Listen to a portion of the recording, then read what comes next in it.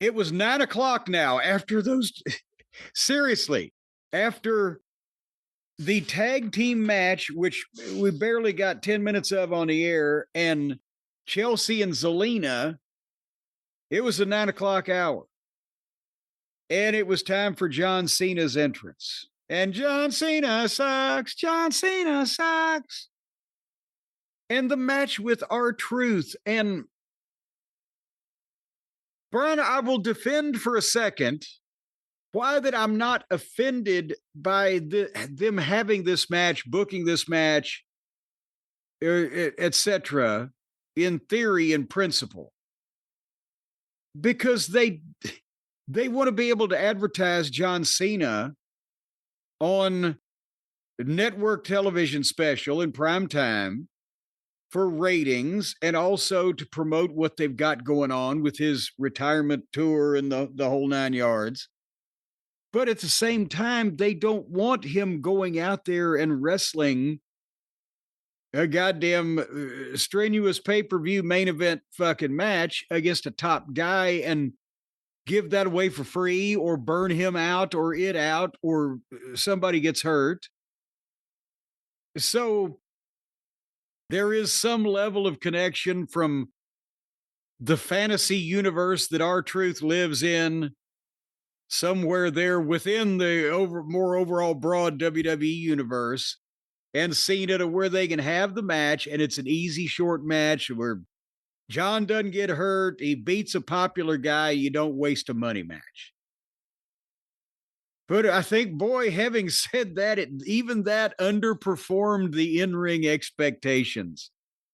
Because Cena can't throw a punch anymore. And the slow, deliberate heat was both slow and deliberate. And then when R-Truth would foil an attitude adjustment and give him the shoulder tackles like Cena does, and the spinning suplex, R-Truth picked him up and spun him around and was holding him almost till he was about 2 feet off the mat, and John still had his fucking arm down, like, block this giant fall. I believe Aunt Lola could have taken that bump.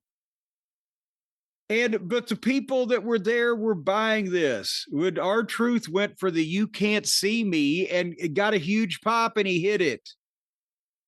And then he hit the attitude adjustment, and he got the STF, and Cena had to get to the ropes. And then it was time for him to walk.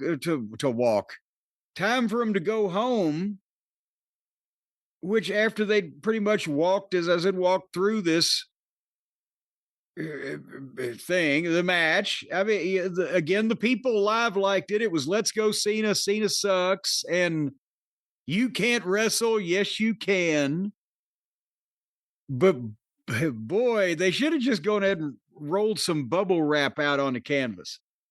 So finally, Cena posted R-Truth and got the title belt, and the referee was just staring at him. He wasn't even going over giving him any bullshit. Like, don't you dare use that. He was just staring from the corner like, And R-Truth then saw Cena coming at him with the belt, and Cena froze, and they had like a stare down. And it was like Cena was sheepish, like, "Oh, I don't want to hit you after all." And Cena gave the belt back to the referee, who turned to hand it out, and Cena kicked R-Truth in the balls and hit him with the attitude adjustment 1, 2, 3. And I'm thinking, you could have done that without burying the referee. Just kick him in the fucking balls. I don't. And then he knocked him out with the fucking belt and left. The end.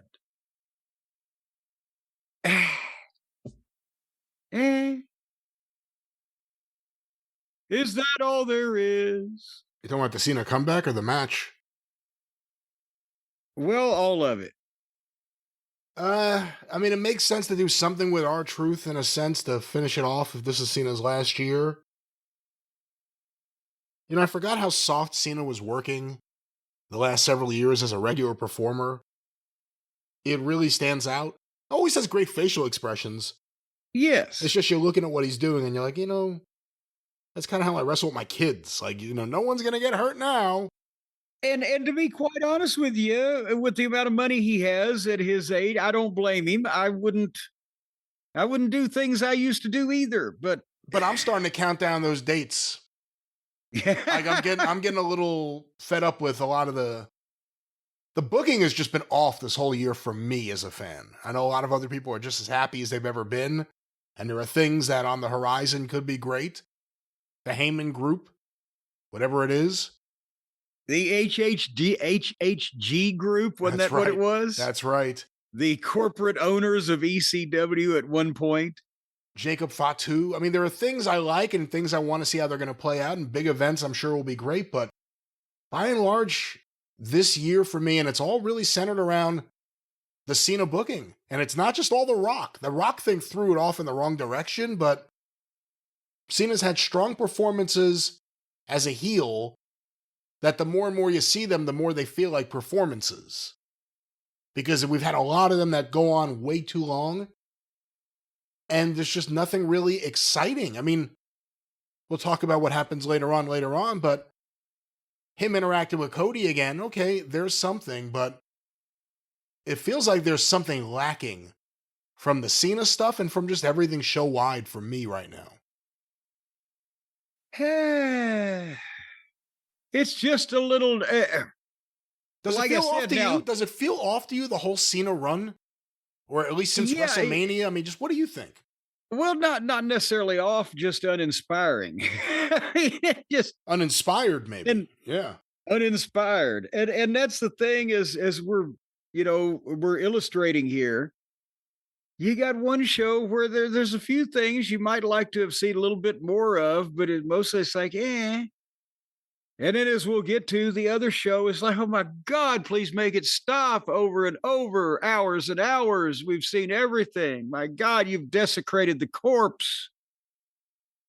It if there could just be something in that happy little sweet spot, you think, right in the middle.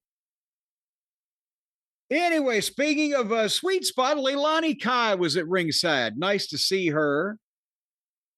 And Barry Windham and Mike Rotunda, both of them were looking very rotunda. I'm the only guy in the wrestling business that got out of the business and lost weight. Now I'd amongst all of my contemporaries, I would be one of the fucking people that would tipple the scale at the least amount these days. It was nice to see Leilani Kai. I don't think they've ever really had her at one of these things, but she seemed delighted to be there, or as happy as could be. She's a happy person. I was glad to see Yeah, her. it's always nice when you see someone who's not one of the usual suspects and they actually seem like they appreciate being there. And Wyndham and Rotunda, it's just nice to see they're still here. Well, and it was close because they're right down the road. Are they? Does Barry Windham? I don't want to get into I where he don't- lives now. I- Yeah, I'm not sure. I don't. I'm not allowed under court order to reveal that at any rate.